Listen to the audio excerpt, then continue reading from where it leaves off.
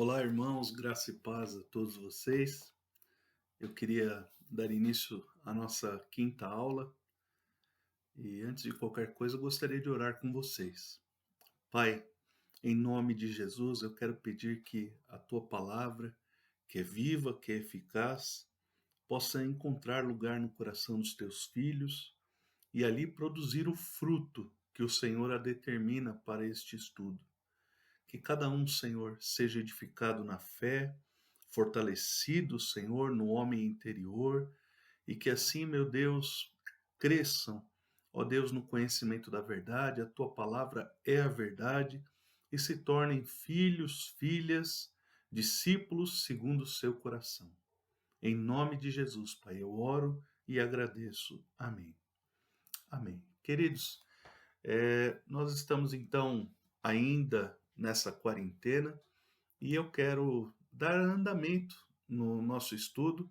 Semana passada nós estivemos falando sobre a questão da prática da justiça, nós fizemos uma abordagem ainda, né, estamos trabalhando a temática dos sermões de Jesus no Evangelho segundo Mateus, estamos trabalhando o primeiro dos sermões, o Sermão da Montanha, e falamos a respeito da prática da justiça, onde pudemos abordar a questão, especialmente a questão da hipocrisia, né, como algo que é possível na experiência humana, é possível na experiência do discípulo, se não observado os devidos cuidados na prática da nossa vida. Falamos muito sobre o agir de forma cuidadosa, secreta, na manifestação daquilo que realizamos para o bem do nosso próximo, não é? Então, e também na oração, né? Então, Jesus, na aula passada a gente falou um pouco sobre isso e falamos que Jesus nos ensina como orar, né? A oração ela deve ser feita em secreto, nós devemos entrar no nosso quarto, né? Isso fala da motivação do nosso coração. O nosso coração ele deve ser motivado a termos um momento com o Pai, de forma que ao estarmos com Jesus, ao estarmos com o Pai em oração, realmente não haja nenhum tipo de desejo em nós de uma autopromoção ou de uma afirmação da nossa espiritualidade diante das demais pessoas.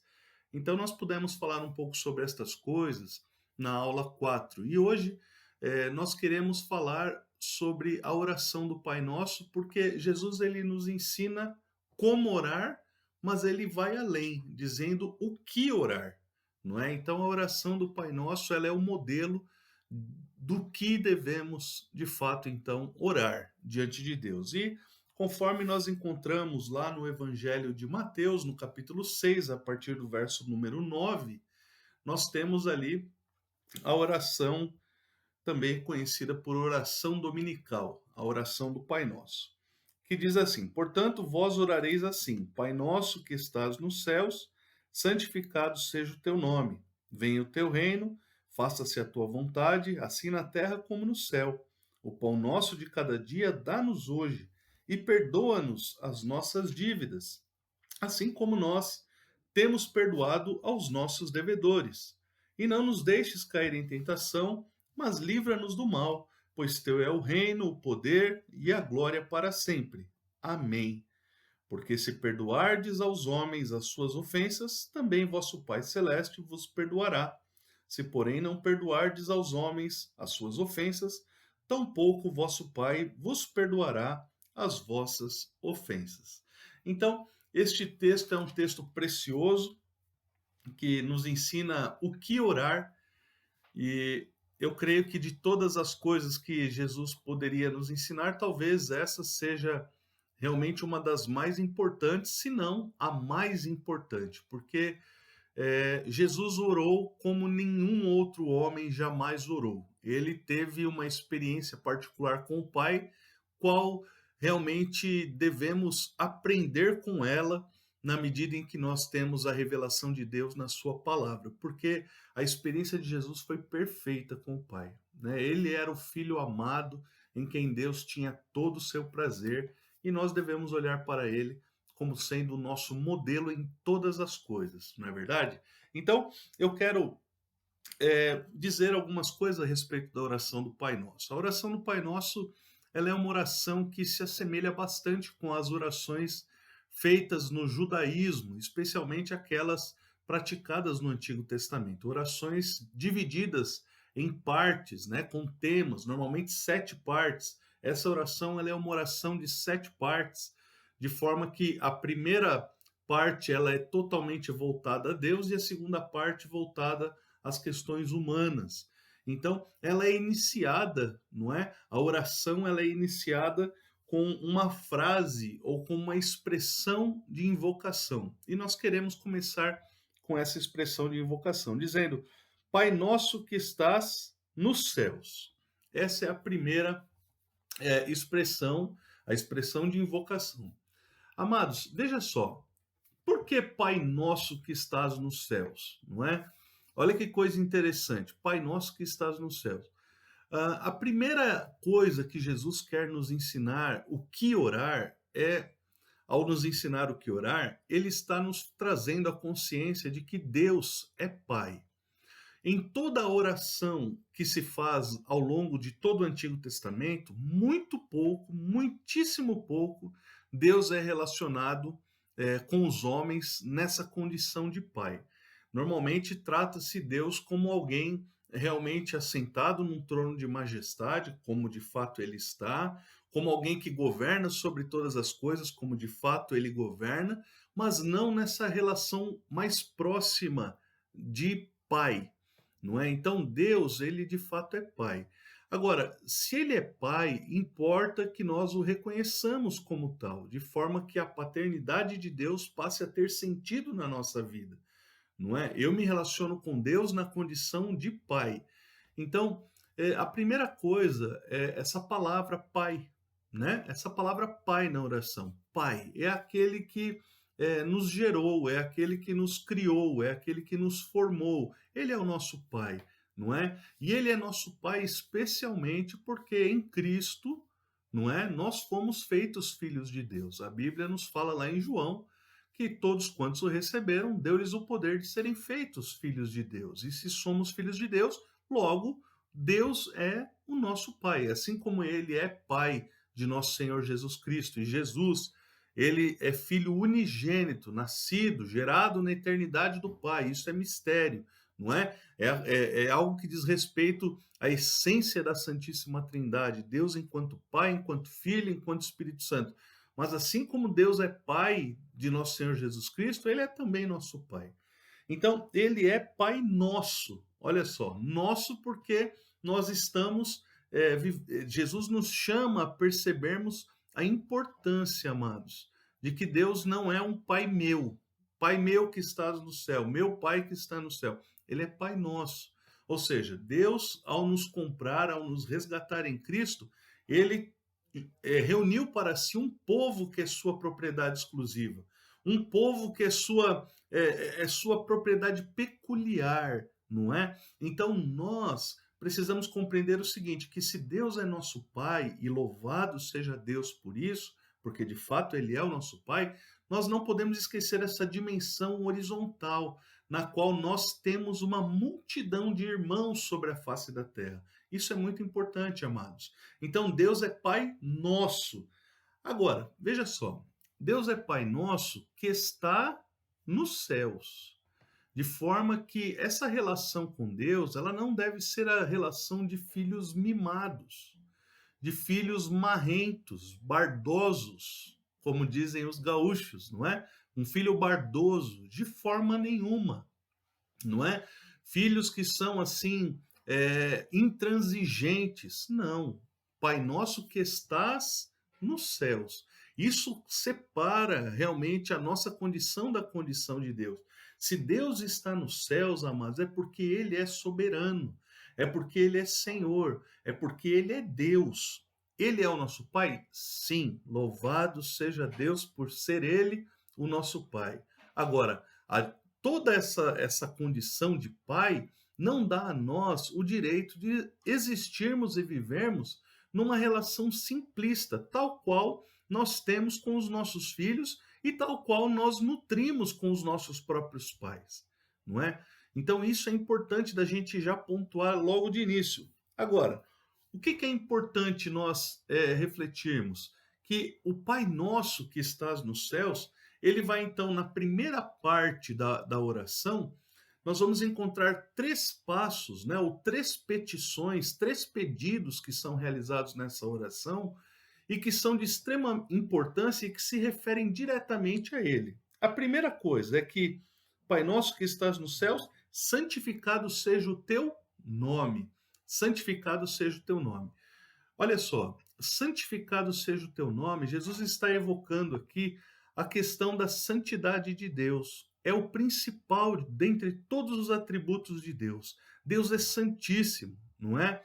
Veja que nós nos lembramos do evento de Isaías, quando ele contemplava os serafins e eles declaravam: Santo, Santo, Santo é o Senhor dos exércitos, não é? Então, é o único lugar onde nós vemos um atributo de Deus sendo repetido três vezes pelos seres angelicais. Isso é maravilhoso. Então, a santidade de Deus, ela deve ser algo de um cuidado especial na nossa vida. Ou seja, santificado seja o teu nome.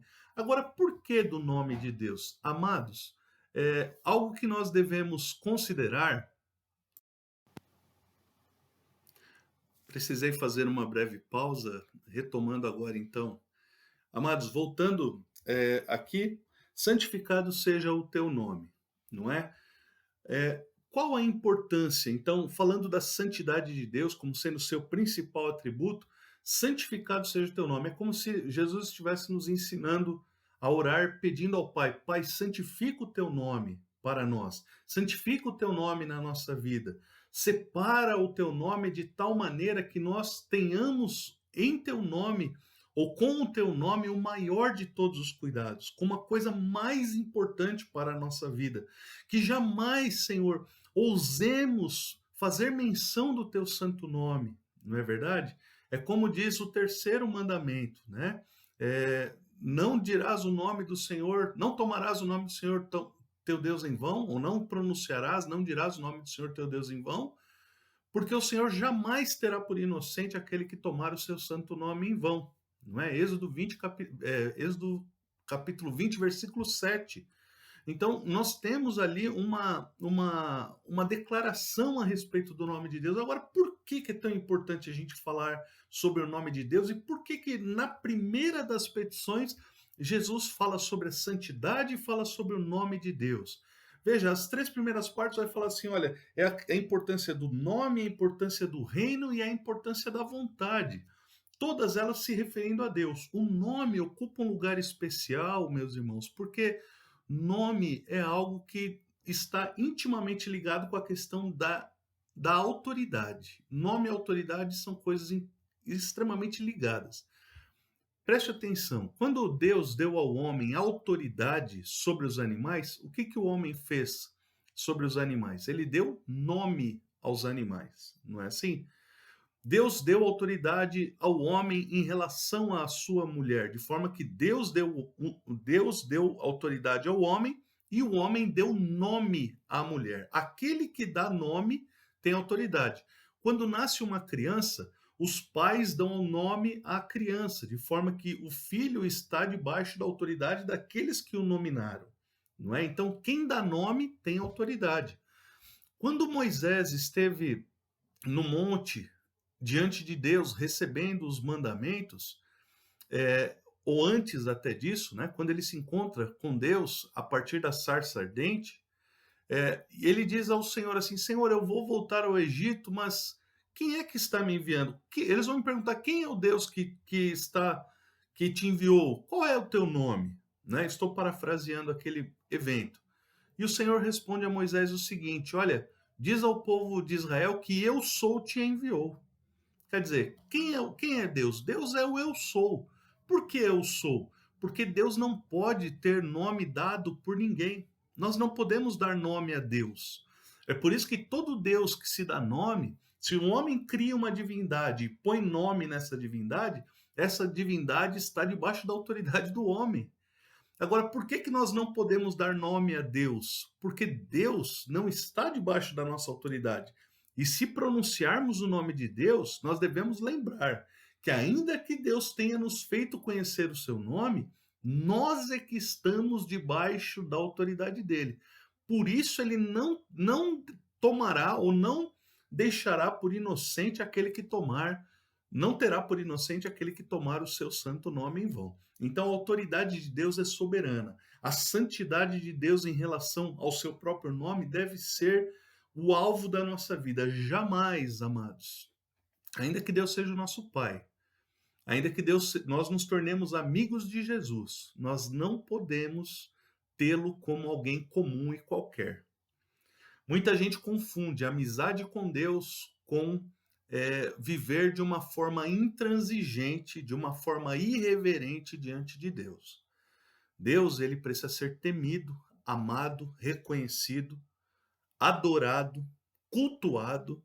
Então, tudo isso compete a nós em relação ao nosso Deus, não é? Então, santificado seja o teu nome, tem tudo isso de importância e muito mais até, que a gente não consegue abordar aqui nesse estudo tão breve. Mas ele vem então, santificado seja o teu nome, venha o teu reino. Ao Jesus chamar, ao nos ensinar a clamar, a pedir pelo reino de Deus, é como se Jesus estivesse dizendo assim: olha, peça que os valores, as virtudes, as promessas do reino de Deus seja presente aqui agora, porque vocês vão viver estas coisas na eternidade. Então, venha ao teu reino, é como se nós estivéssemos trazendo todas as coisas que são pertencentes ao fruto do Espírito, lá de Gálatas 5, versículos 22 e 23, nós estivéssemos vivendo isso agora: o amor, a paz, a alegria, a longanimidade, a benignidade, todas essas coisas podemos viver enquanto o reino de Deus é entre nós. Então, venha o teu reino, a segunda petição, venha o reino de Deus. E se o reino é de Deus, há um governo de Deus, queridos, há um governo. A ideia de vinda do reino implica ou remete à ideia de governo. O reino de Deus nos coloca na condição de governados, na condição de servos, na condição não somente de filhos abençoados, mas na condição de servos de um rei que é soberano. Então, venha ao teu reino é dizer: Senhor, pode reinar sobre a minha vida, governa sobre a minha vida, porque eu reconheço o Senhor, mais até, tanto quanto o Senhor é meu pai, o Senhor é também o meu rei, e eu me coloco na condição de servo, não é? Então, venha ao teu reino, faça-se a tua vontade. A vontade de Deus não é meramente caprichos divinos, não é? A vontade de Deus é algo amplo, grande, maravilhoso, melhor do que a nossa. Romanos 12:2 diz que a vontade de Deus é boa, perfeita e agradável. A vontade de Deus, ela certamente nos conduzirá em triunfo. Agora, veja que nós temos um Deus Santíssimo, que é o nosso Pai. Ele é rei e o reino dele vem estabelecendo as suas bases, estabelecendo os seus princípios, estabelecendo os seus valores. Nós nos colocamos na vontade de servo para quê? Para vivermos em conformidade com a sua vontade. Tudo isso Jesus está nos falando assim: olha, quando vocês orarem ao Pai, o que vocês devem orar? Que essa dinâmica seja uma realidade na vida de vocês. De forma que vocês se relacionem com Deus, reconhecendo-o como Pai de vocês, sem esquecer de que Ele é Deus, sem esquecer de que Ele está nos céus, sem esquecer que Ele está acima de vocês, não é? E que o nome dele não é qualquer nome, o nome dele não é para ser usado de forma irreverente, de uma forma qualquer. O nome do Senhor é santíssimo e deve ser santificado na nossa vida. Irmãos, nós devemos ter cuidado com a maneira como tratamos o nome de Jesus, né? Às vezes a gente fala assim: Jesus, Jesus, né? Falando ou citando o nome de Jesus para qualquer brincadeira até. O nome do Senhor não é para isso. Jesus, ele é o nome de Deus dado a nós na condição evidente de Salvador, nosso Salvador. Mas esse nome, ele tem poder, não é? A Bíblia fala que nenhum nome foi dado entre os homens pelo qual importa que devamos ser salvos. Esse nome é um nome altíssimo. Evidentemente que nós devemos ter, com relação ao nome de Jesus, todo o cuidado e reverência. E muitas vezes isso não existe. A cultura evangélica ela é ruim. A cultura evangélica brasileira, ela é irreverente demasiadamente. Trata-se o pai de qualquer forma, relaciona-se com Deus como se ele fosse um comum ou qualquer. Nós devemos ter esse cuidado, não é? Então, por favor, em nome do Senhor Jesus, que essa aula não seja mero conhecimento na sua cabeça, mas que venha nortear o seu estilo de vida no que diz respeito à oração. Amém? Então, olha só. Faça-se a tua vontade, assim na terra como no céu. Por quê? A vontade de Deus na terra como no céu? Porque no céu ela não é questionada. No céu ela não é confrontada. E na terra, muitas vezes, nós questionamos, nós confrontamos. Né? E o nome disso, queridos, é rebeldia. Rebeldia. Quem se opõe à vontade de Deus é rebelde. E rebelde é pior que feiticeiro. É simples da gente resumir, né? Então hoje muita gente transgride princípio, transgride ensinamento, transgride mandamentos de Deus numa tranquilidade como se fosse qualquer outra coisa. Eu quero dizer, são rebeldes e vão pagar diante de Deus, não é? A vontade de Deus é para que seja feita aqui na terra e no céu também.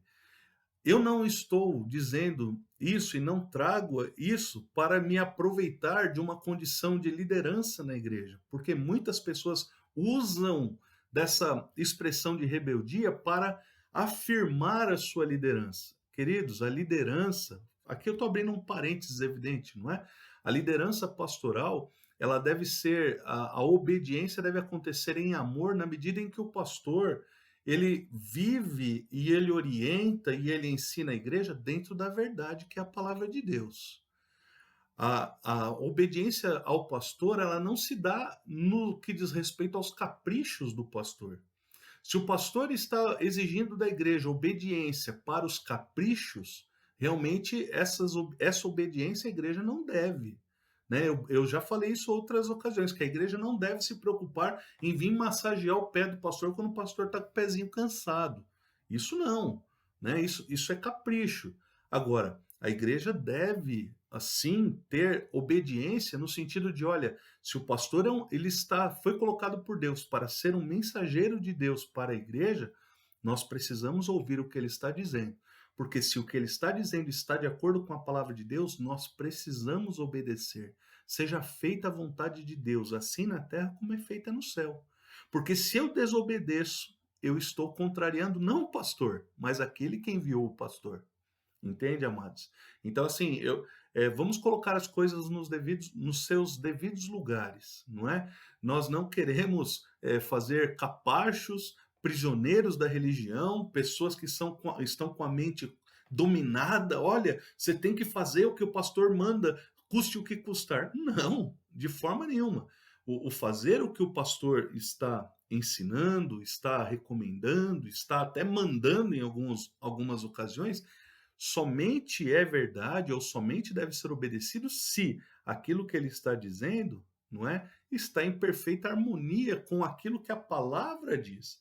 Se ele se coloca na condição de simples mensageiro da vontade de Deus, então a obediência deve ser, em primeiro lugar, a Deus, não é? Agora, quando a rebeldia está presente, as pessoas não sabem discernir o que é de Deus e o que não é. Então elas são rebeldes para obedecer o que é vontade de Deus e também o que não é, né? De forma que tudo que sai da boca do pastor é capricho do pastor. E aí as pessoas optam por desobedecer. E a oração ela está sendo clara no ensino: seja feita a tua vontade, assim na terra como no céu.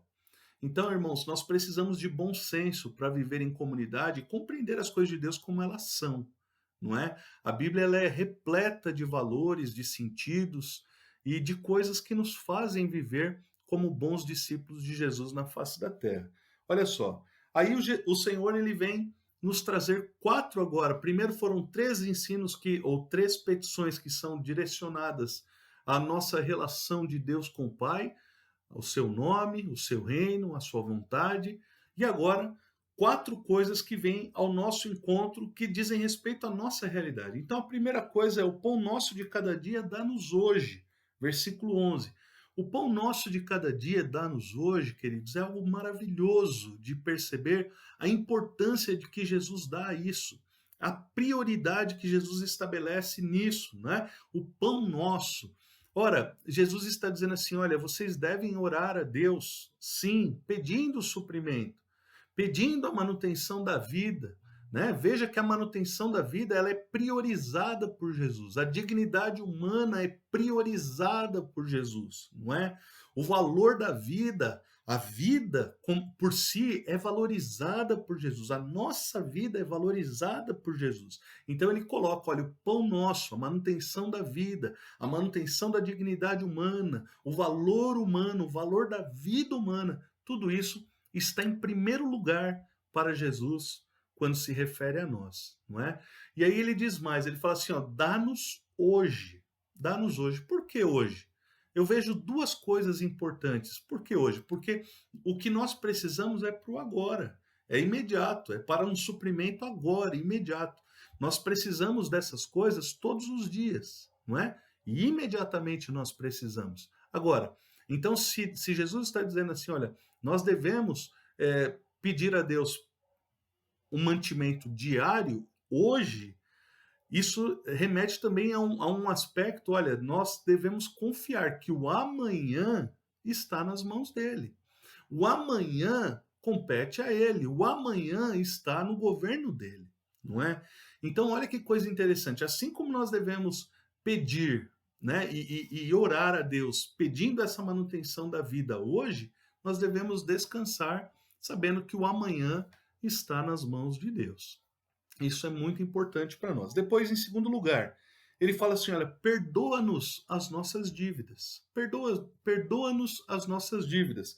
E aí, o perdoar as nossas dívidas, ele vem numa situação condicional. Olha como Jesus fala: assim como nós temos perdoado aos nossos devedores. Por quê? Né? Que Jesus coloca numa situação condicional. Porque a oração do Pai Nosso, ela não é uma oração universal a todos os seres humanos. Não é, queridos. Ela é uma oração que Jesus ensinou aos discípulos, aos filhos. Então, filho de Deus, ele deve ser cheio de uma consciência a respeito da sua filiação, da sua adoção. O que eu estou dizendo? Ora, quem são os filhos de Deus? João 1:12 fala: todos quantos o receberam, deu-lhes o poder de serem feitos filhos de Deus. O que significa receber Jesus? Significa que a obra da cruz, a salvação que nós temos por meio do sangue de Jesus vertido na cruz do Monte Calvário, ela é verdade na nossa vida, porque o Espírito de Deus nos convenceu do pecado, da justiça e do juízo. O Espírito de Deus nos comunicou essa verdade ao coração e nós nos rendemos a ela, de forma que quando isso acontece, então nós recebemos ao Senhor como Senhor e Salvador da nossa vida. Ora, se isso é uma verdade, amados, o que acontece conosco quando nós somos confrontados com a loucura da pregação, com a mensagem da cruz? A mensagem da cruz, ela nos faz perceber que a cruz era minha e era sua. E se a cruz era minha e era sua, puxa vida, não é? Que coisa interessante. Se a cruz era minha e a cruz era sua, significa que Jesus padeceu e morreu e sofreu uma morte que era nossa. E ele ali nos perdoa completamente dos nossos pecados e transgressões. Aqui nós temos que novamente olhar, né, para a parábola do credor incompassivo lá de Mateus capítulo 18, não é? Então, naquela parábola, nós vemos um homem que tinha uma dívida impagável e que é simplesmente perdoado. Como é que aquele homem, ao encontrar um que lhe devia, imediatamente ele exige o pagamento, sendo que aquela dívida era infinitamente menor do que o perdão que ele havia recebido do rei? Hã? Então, nós, amados, devemos agir da mesma maneira. Quanto você devia para Deus? Quanto que eu devia para Deus? Quanto que todos nós devíamos para o Senhor? Era uma dívida impagável e que só poderia ser pago com a nossa morte. Quem que pagou a conta? Jesus. Ele foi à cruz morrer para que nós pudéssemos ter salvação. Era uma dívida que não se paga de qualquer forma. O nosso lugar era o inferno. Ora, se a nossa vida era o inferno e agora nós estamos no céu, a gratidão por essa verdade deve ser tão grande na nossa vida que nenhuma outra ofensa, nenhuma outra dívida que quem quer que seja deva para nós, o perdão deve ser retido. Então, nós devemos perdoar, porque se nós não perdoarmos, nós não seremos perdoados pelo Pai, não é? Então, perdoa, Senhor, as nossas dívidas. E aqui o pão é nosso, as dívidas são nossas, não é? Isso nos faz compreender que Jesus nos encontra e nos olha e nos vê, e Deus nos olha e nos observa. Quando Deus se refere a Israel, ele não está falando Israel como sendo um homem, não é? Mas um povo, o povo de Israel, não é? O povo de Israel. Quando o Senhor olha para a igreja, ele nos olha individualmente, sim, mas ele olha para a igreja. É o povo dele. Então, nós devemos orar pelo nosso pão, o pão da igreja, o pão dos irmãos, o nosso alimento. É algo comum. E também deve ser as nossas dívidas. Perdoa as nossas dívidas, não é? Sabendo que os nossos irmãos também podem eventualmente transgredir e nós devemos orar uns pelos outros, não é? Então, perdoar é algo que deve fazer parte da nossa vida nova. A nossa nova natureza deve ser movida pela graça a ponto de sabermos que a graça que nos alcançou e transformou o nosso coração e nos regenerou para uma viva esperança é a mesma graça que me traz liberalidade para perdoar o que quer que seja. Então, o que está no seu coração hoje? Perdoe. Em nome de Jesus, perdoe porque você foi perdoado de coisa pior. Ah, pastor, mas é muito difícil. Se a graça alcançou o teu coração, irmão, então deixe que essa mesma graça te ajude a perdoar quem é necessário, não é? E aí ele fala assim, e não nos deixes cair em tentação. O terceiro pedido. A terceira petição que fazemos diante de Deus, não nos deixe cair em tentação. Por quê? Cair em tentação é uma possibilidade da vida cristã. Errarmos, pecarmos, é possível, mas nós devemos ter uma vida e a nossa intimidade com Deus, com o nosso Pai, deve ser tamanha que esse tipo de relação deve ser tão estreitada que esse pedido deve brotar naturalmente. Pai, não deixa eu pecar contra ti. Não deixa eu pecar, não me deixa cair na tentação, não me deixa cair, Senhor, nas ciladas que estão diante dos meus olhos, não me deixa cair em tentação, não é? Então, veja que coisa importante. Jesus ele fala primeiro da questão da nossa dignidade, da nossa subsistência, do valor da vida. Depois ele vem e fala a respeito da necessidade urgente do perdão, porque foi através do perdão que nós fomos alcançados e, portanto, assim como nós fomos alcançados por Deus, nós devemos agir. E depois Jesus ele fala assim, olha, mas ainda resiste dentro de você a questão da velha natureza. E essa velha natureza ela vai estar revolvendo dentro de você. Você precisa de subsistência sim e deve buscar a Deus por isso. Agora você é uma nova criatura sim, e portanto você é capaz de perdoar, mas reside em você a sua velha natureza e portanto você também é capaz de cair. De forma que você deve orar a Deus pedindo que você não caia, não é? Então, como é tremendo isso, nós olharmos, não nos deixes cair em tentação. E para terminar, o Senhor diz assim, ó, mas livra-nos do mal, mas livra-nos do mal. Ora, amados, aqui nós temos algo muito importante. O livrar-nos do mal está ligado tanto àquela ideia, não é, de que o mal ele é, digamos, uma situação que causa dano, né? Lembremos aqui do salmista, Salmo 51, verso 14. O salmista ele diz assim, olha, livra-me dos crimes de sangue, não é? É disso que diz o salmista, livra-me dos crimes de sangue. Então, Salmo 51, 14, livra-me dos crimes de sangue. O salmista está dizendo, olha, livra-me das coisas do mal, desse mal. E ele especifica qual é o mal, crime de sangue, não é? É interessante isso, né? O mal, amados, diferente às vezes as pessoas elas se colocam na questão da batalha, chamada batalha espiritual, em dois lugares totalmente opostos entre si e se distanciam demasiadamente do equilíbrio que Jesus espera que tenhamos. Ora, ao falar do mal, nós não podemos negligenciar os ardis, as artimanhas, a capacidade de Satanás de planejar, de nos colocar em situações de emboscada, não é verdade? Então a Bíblia nos adverte a respeito disso. Ao orarmos, livra-nos do mal, livra-nos de Satanás. Algumas pessoas dão a Satanás um valor, atribuem a ele um poder, uma autoridade que a Bíblia nunca atribuiu, como se ele pudesse muitas vezes, na total liberdade, agir e fazer o que bem entende.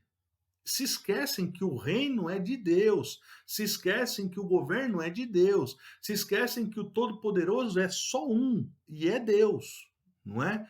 Então, às vezes há uma confusão, porque o sincretismo, não é? A origem dessas religiões que cultuam Satanás, as pessoas vêm com toda essa carga para dentro da igreja e muitas vezes acham que Satanás ele está livre para fazer o que bem entende. E não é assim, nós sabemos que não é.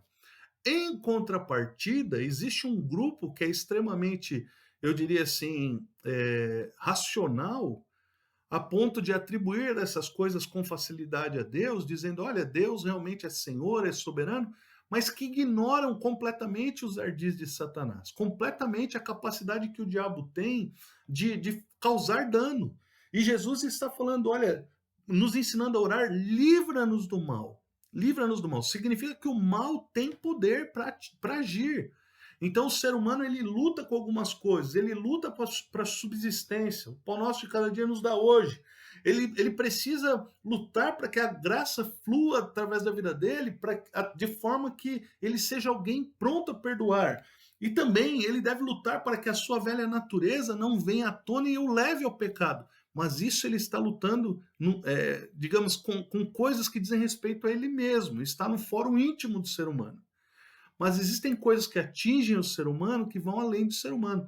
Veja, está em último lugar na lista aqui, não é? Talvez por ser a de menor importância, né? Mas não significa que não é real e não significa que não tem importância. Tem importância, né? Então a gente deve ter o devido cuidado com o que diz respeito a essa intervenção maligna, né? A ação do diabo no mundo, as capacidades que o diabo tem de causar dano no ser humano. Irmãos, é coisa séria, não é? Nós não devemos negligenciar.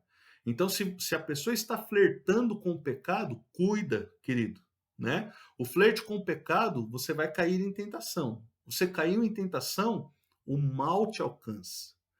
O diabo encontra lugar na tua vida. Não é? Então, enquanto nós somos preservados em santidade, enquanto nós estamos guardados pela santidade, pelo poderoso sangue de Jesus, evidentemente que o diabo ele não tem acesso à nossa vida. Mas nós aprendemos com o Senhor que o inimigo ele anda ao derredor, buscando a quem possa tragar. Essa coisa, essa segurança que as pessoas julgam ter, não, eu sou filho de Deus, o diabo não pode me tocar, ela é verdade. Né? Ela é verdade, até um determinado ponto, não é? Até um determinado ponto. O inimigo ele tem poder, ele não vai, evidente, tirar de vocês por si mesmo, pela força e pelo poder dele, por exemplo, a tua salvação. Ele não vai arrancar isso de você, né? A Jesus ele fala assim, olha, quem pode arrebatar a gente das mãos de Deus? Ou ainda, né, aquele que vem a mim, de maneira nenhuma lançarei fora. Mas ninguém pode nos arrebatar das mãos de Deus. Então, a segurança da salvação é uma coisa.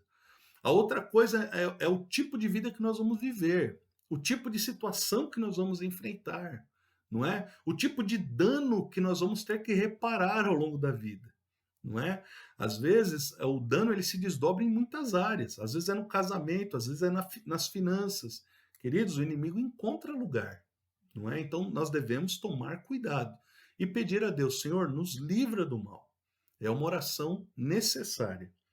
Então, basicamente, esta é a oração do Pai Nosso. E ela é encerrada com uma parte que é chamada de doxologia. Doxologia é uma expressão, é uma terminologia para um louvor, uma expressão de louvor, é uma expressão litúrgica de louvor, não é? E a doxologia ela diz o seguinte: pois teu é o reino, o poder e a glória para sempre. Amém. Essa expressão ela não aparece em boa parte dos manuscritos antigos, né, do Novo Testamento, e é por isso que na oração, na tradição católica, os católicos eles falam, mas livra-nos do mal. Acaba ali a oração do Pai Nosso, normalmente.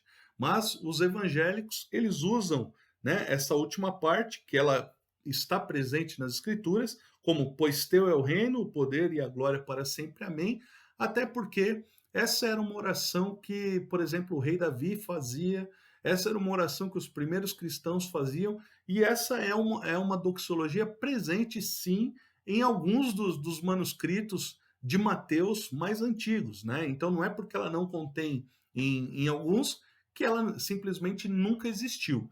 Normalmente, quando você encontrar uma expressão na palavra de Deus, que ela está entre colchetes, colchete é aquela barrinha com pontas assim, né? Então é como se fosse uma coisa assim. E tem uma expressão entre colchetes.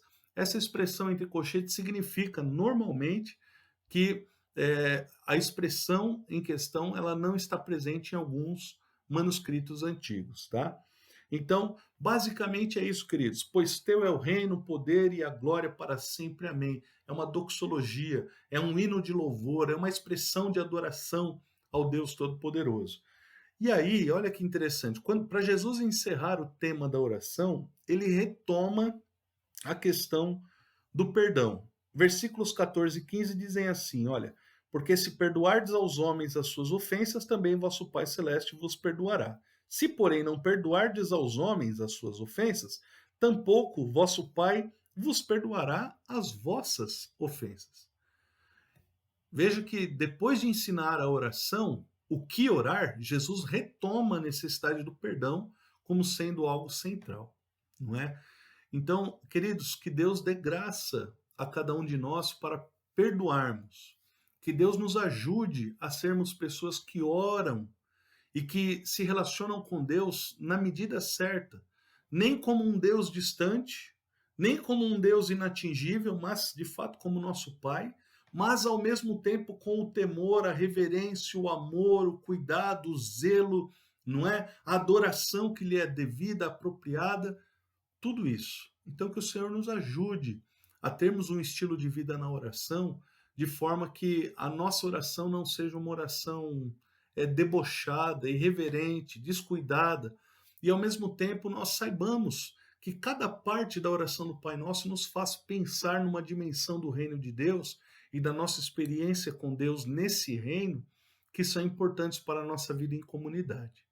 Então que Deus te ajude, irmão, a ser um discípulo segundo o coração de Deus, a ser um servo segundo o coração de Deus, a ser um filho que ame ao Pai da maneira como o Pai quer ser amado e deve ser amado, que nós possamos ser pessoas prontas a perdoar, independente da situação.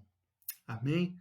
Então, essa é a aula que nós tínhamos preparado para o dia de hoje. Espero no Senhor que tenha sido bênção na sua vida, né? Perdoe aí a interrupção que nós realizamos na metade do caminho, mas esperamos que em breve nós possamos estar juntos na igreja, tendo as nossas aulas ao vivo, não é? Com os irmãos. Se você está assistindo esse vídeo, eu quero aproveitar, se você é aqui de Caxias, nossa igreja fica ali no bairro Planalto, né? Ali na rua Remo Antônio Tomazoni, aquele descidão. Quem passa em frente ali entra, né, sentido Marco Polo e vai sentido ao Andreasa.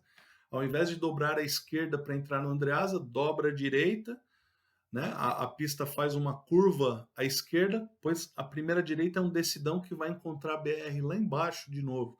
Naquela descida tem um pavilhão na esquina, bem de frente com a descida tem um pavilhão. Naquele pavilhão é o nosso local de encontro, nosso local de culto, de estudo. Você é bem-vindo a estar conosco, venha, participe, né? Venha receber uma palavra que motiva o teu coração, que abençoa a sua vida, e venha também contribuir com os seus serviços. Venha servir a Deus junto conosco. venha orar junto conosco, venha ser útil ao reino de Deus junto conosco, não é? Nós precisamos de obreiros, de pessoas que queiram servir a Deus com o coração disposto, não é? Nesses dias que têm sido tão difíceis, tá bom? Então Deus abençoe a sua vida, Deus abençoe a sua casa, a sua família e que possamos em breve estar juntos para a glória de Deus. Em nome de Jesus. Queridos, nós queremos apenas então orar para encerrarmos e que Deus nos abençoe a todos. Pai querido, em nome de Jesus, Senhor, nós te louvamos por essa aula, por esse estudo e te peço, Pai, em nome do Senhor, que o Senhor venha guardar, ó Deus, cada um dos irmãos que receberam essa palavra, livrando do mal, livrando, Senhor, dos ardis de Satanás, ó Deus, manifestando a sua graça de forma que cada um tenha disposição e prontidão no perdoar. E acima de tudo, Senhor, que possam também, Senhor, igualmente serem supridos nesses dias, ó Deus, de crise econômica que se desenha, que o teu amor, Senhor, visite cada um. Pai, que o Senhor seja sempre o alvo da nossa adoração, que nós possamos sim, Senhor, santificá-lo como Deus da nossa vida, como Senhor da nossa existência, e que isso, ó Deus, seja uma crescente, que vivamos o teu reino, o teu governo sobre nós, o teu reinado, o teu domínio sobre nós, e nos deleitemos em cada valor que este reino representa, Senhor. Muito obrigado por isso, Senhor. Muito obrigado, Senhor, e que a tua vontade seja feita em nós e através de nós, para a glória do nome de Jesus. Nós oramos. Muito obrigado, Senhor. Em nome de Jesus. Amém. Amém. Queridos, Deus abençoe a todos e até a próxima.